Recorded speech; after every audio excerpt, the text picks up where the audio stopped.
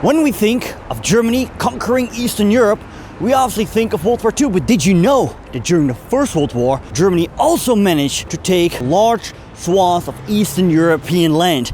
And here they set up puppet states. And one of these puppet states was the forgotten Kingdom of Lithuania that existed for several months in 1918. Now, the idea was that a German monarch, the Duke of Württemberg, would sit on the Lithuanian throne. But nothing came of it. This here is the story of the rise and demise of the forgotten German puppet state, the Kingdom of Lithuania. Keep watching. Good to have you back on the channel. If you're new, I'm Stefan, Dutch history teacher, and I love to cover history, and preferably I do that partially on location. Like right now, I'm overlooking Vilnius, the capital of Lithuania. If you find it interesting, consider subscribing, hit the notification bell. You can support me via Patreon, PayPal, buy me coffee, or via a super thanks. After the final partition of the Polish-Lithuanian Commonwealth in 1795, Lithuania was absorbed into the Russian Empire. During World War I in 1915, Germany occupied western territories of the Russian Empire, including Lithuania. Following the Russian Revolution of 1917, Germany aimed for a geopolitical plan, creating a series of puppet states to act as a buffer against Russia. As part of this strategy, Germany permitted the Vilnius Conference to take place, hoping it would declare Lithuania's desire to break away from Russia and form closer ties with Germany. And that happened in the building you see right here. In September 1917, the Conference of Vilnius included 20 Lithuanian members of the Council of Lithuania to negotiate with the Germans for a possible independence. In the main resolution of the conference, the Lithuanians defined the outlines of their planned future state, an independent, democratically organized state within ethnographic boundaries with the correctives essential for economic life, the final structure of which would have to be specified by a founding Seimas of Lithuania convened in Vilnius, democratically elected by all the people of Lithuania, and the cultural rights of ethnic minorities would be guaranteed. Germany, preparing for negotiations around the Treaty of Brest-Litovsk, sought a declaration from Lithuania favoring a firm and permanent alliance with Germany. This declaration was approved by the Council of Lithuania on the 11th of December 1917. Yet it caused internal division, and therefore for the Germans it was not enough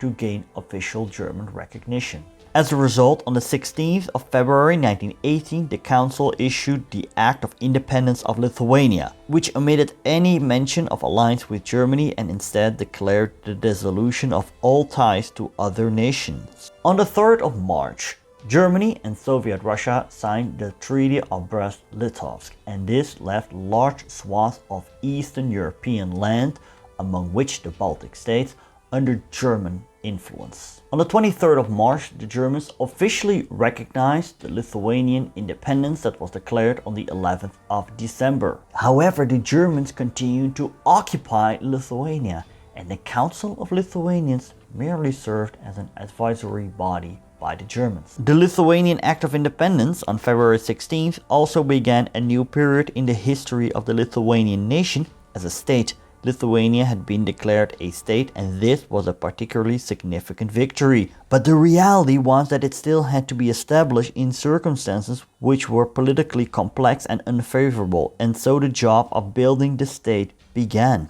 Despite the German Kaiser recognized Lithuania's independence, he pointed out this was conditional on Lithuania maintaining very close links with Germany. There were even discussions within the German military to put Lithuania into a union with the states of Saxony and Prussia. As for the monarch, the Duke of Württemberg, Wilhelm of Urach, had to become the constitutional monarch of Lithuania as King Mindaugas II, as a reference to King Mindaugas from the 13th century, some 700 years ago. The king and his family were required to live inside Lithuania, and they were allowed to stay outside Lithuania 2 months of the year.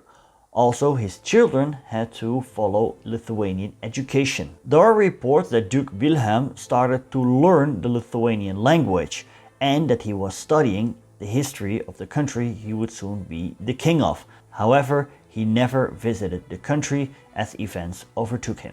because his appointment was annulled on the 2nd of November 1918, when it was clear that Germany was losing the war. With now both the Russian and German Empire gone, it seemed there were new opportunities for the Lithuanian nationalists. Preparations were made to accommodate the return of hundreds of thousands of Lithuanians that had fled the war of violence to Russia. Eventually 195,000 people returned to Lithuania up to January 1922. On the 2nd of November 1918, the council adopted the interim constitution. On the day the armistice of World War I came into effect, November 11th, the new Lithuanian cabinet started to operate. After years of war, the guns finally fell silent on November 11th, 1918. However, a powder keg exploded in Central and Eastern Europe. As old empires crumbled, new states emerged. There were wars between these states, as well as civil wars and wars of independence. In the years after the First World War, Lithuania was to become a battlefield where Lithuanians, Poles, Germans, Reds and Whites fought with and against each other. This is collectively known as the Lithuanian Wars of Independence.